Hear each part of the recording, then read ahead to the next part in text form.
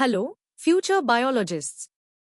Welcome to an exciting journey into the world of diversity in living organisms for Class 9 Biology.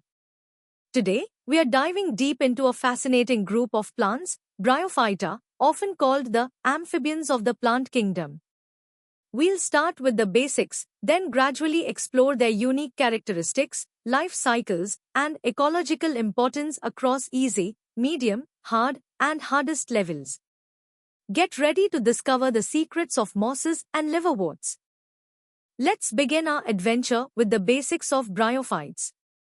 We'll understand what makes them special and why they need a little bit of water, even on land. So, what exactly are bryophytes? Imagine plants that are quite simple, without the complex plumbing system that most trees and flowers have.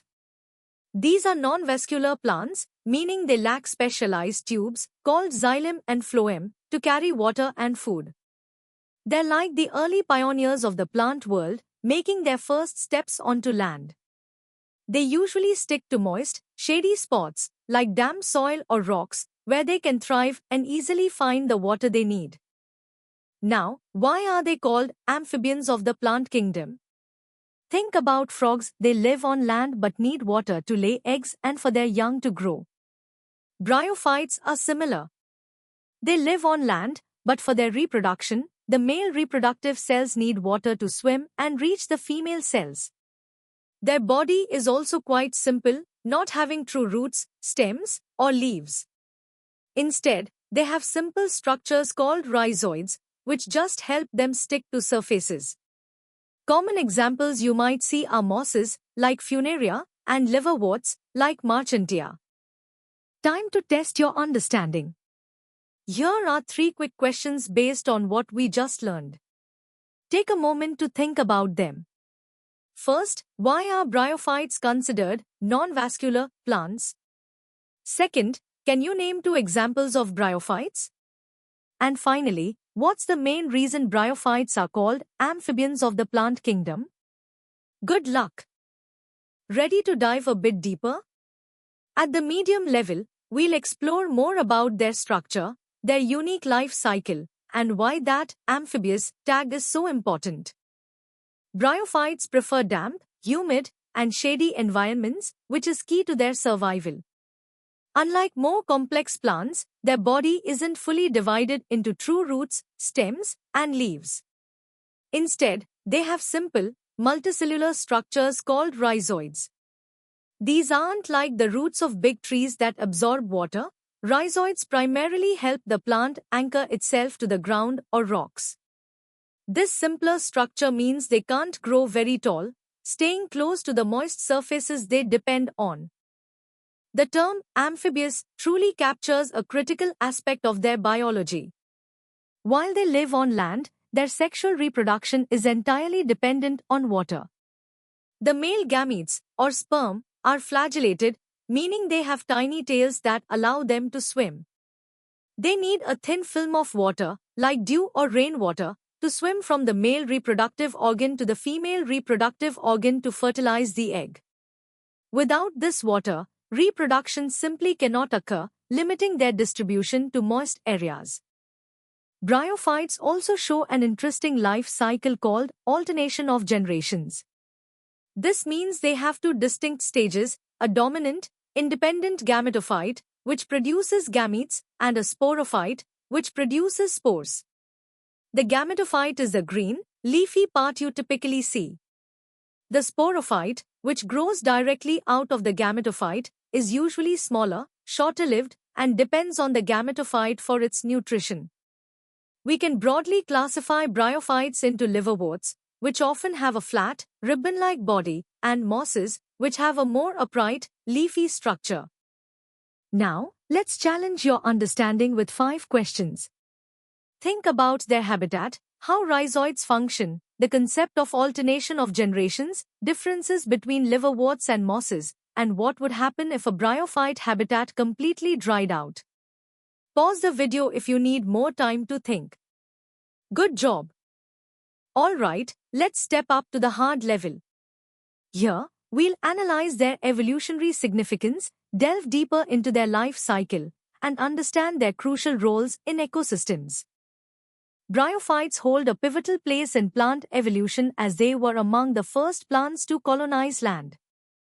They show key adaptations for terrestrial life, like a protective cuticle to reduce water loss and specialized reproductive organs that protect the developing gametes.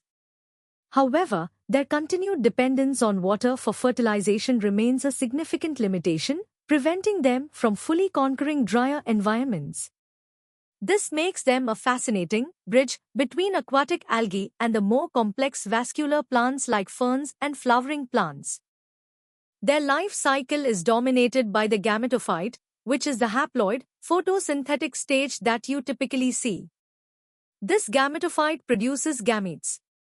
The sporophyte, on the other hand, is diploid and develops from the fertilized egg. It's usually smaller, simpler, and completely dependent on the gametophyte for its nourishment. The sporophyte's main job is to produce haploid spores through meiosis. These spores are then dispersed and germinate to form new gametophytes, completing the cycle.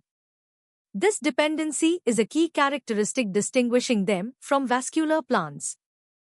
Structurally, bryophytes lack true roots, stems, and leaves. Their rhizoids are solely for anchorage. The main plant body can be a flat thallus, as seen in many liverworts, or a leafy axis, typical of mosses. The sporophyte, when present, consists of three parts: a foot, which absorbs nutrients from the gametophyte, a seta, or stalk, that elevates the spore-producing capsule, and the capsule itself, where spores are formed. Ecologically, bryophytes are crucial pioneer species, initiating soil formation on barren land. Sphagnum moss, in particular, has high water-holding capacity, making it economically valuable as peat and in horticulture. Time for some harder questions. These 7 questions will push your analytical skills. Think about their evolutionary position, the differences between their generations, limitations due to lack of vascular tissue, advancements in reproductive structures, ecological roles, classification, and water loss prevention. Take your time to formulate comprehensive answers. You're doing great. Welcome to the hardest level. Here, we'll explore bryophytes with competitive depth, examining their detailed anatomy, complex physiological mechanisms, and profound impact on ecosystems and evolution. Get ready for a deep dive. Bryophytes are critical in understanding plant evolution, representing the earliest lineage of land plants, or embryophytes. They evolved from Charophycean algae, inheriting traits like flagellated sperm. However, they made groundbreaking steps onto land by developing a protective cuticle and enclosing their gametes within multicellular structures called gametangia. The embryo, a key innovation, is protected and nourished within the female gametophyte. This unique blend of ancestral and derived traits makes them a perfect evolutionary bridge, showing us how plants began to adapt to terrestrial life, paving the way for all subsequent plant diversity. Let's dissect their structure. The gametophyte, the dominant phase, can be a flat thallus in liverworts or a leafy axis with spirally arranged phyllids in mosses. Rhizoids, for anchorage, are unicellular in liverworts and multicellular in mosses. The sporophyte, entirely dependent, is a marvel of biological engineering. It consists of a foot, embedded in the gametophyte for nutrient absorption, a seta, a stalk that elevates the capsule, and the capsule itself, which is the sporangium. In mosses, the capsule often features a peristome, a ring of teeth-like structures that open and close in response to humidity, ensuring gradual and efficient spore dispersal, maximizing their chances of survival. This mechanism is a testament to their sophisticated adaptations. Reproduction is a sophisticated process. Sexual reproduction requires water for the motile antherozoites to swim to the egg within the archegonium. The resulting zygote develops into the sporophyte. Asexual reproduction is also common and diverse, including fragmentation, budding in mosses, and gemme in liverworts like Marchantia. These gemmae are specialized asexual buds that detach and grow into new gametophytes, allowing rapid colonization. Ecophysiologically, bryophytes are poikilohydric, meaning their internal water content fluctuates with external conditions. Yet, they exhibit remarkable desiccation tolerance, surviving extreme drying by accumulating protective compounds and rehydrating rapidly. Their ability to absorb water directly across their surfaces, often through capillary action within dense mats, is crucial for survival. Bryophytes are classified into three major classes. Hepaticopsida, or liverworts, typically have a thalloid or leafy gametophyte, unicellular rhizoids, and a simple sporophyte. Anthoceratopsida, or hornworts, are unique for their horn-like sporophyte with a persistent meristem, often hosting symbiotic cyanobacteria. Bryopsida, or mosses, feature a leafy gametophyte with multicellular rhizoids and a more complex sporophyte with a peristome. Beyond their biology, their ecological impact is immense. Sphagnum moss forms vast peat bogs, acting as significant carbon sinks, influencing global climate. They are also crucial pioneer species, initiating ecological succession and contributing to soil formation on barren substrates. Their legacy is evident in shaping terrestrial ecosystems. Prepare for the ultimate challenge. These first 5 questions require a deep understanding of bryophyte biology. Think about their evolutionary position, structural comparisons across classes, the engineering of spore dispersal, their desiccation tolerance, and the role of gemmae. These questions demand detailed and analytical answers. Take your time, recall everything we've covered, and strive for precision. You've got this. Here are the final 5 questions to truly test your mastery of Bryophyta. Consider the symbiotic relationships, the global impact of sphagnum, hypothetical evolutionary changes, bioengineering lessons, and the intricate nutrient path within the sporophyte. These questions integrate various aspects of biology and even touch upon engineering principles. Good luck, and remember to think critically and comprehensively.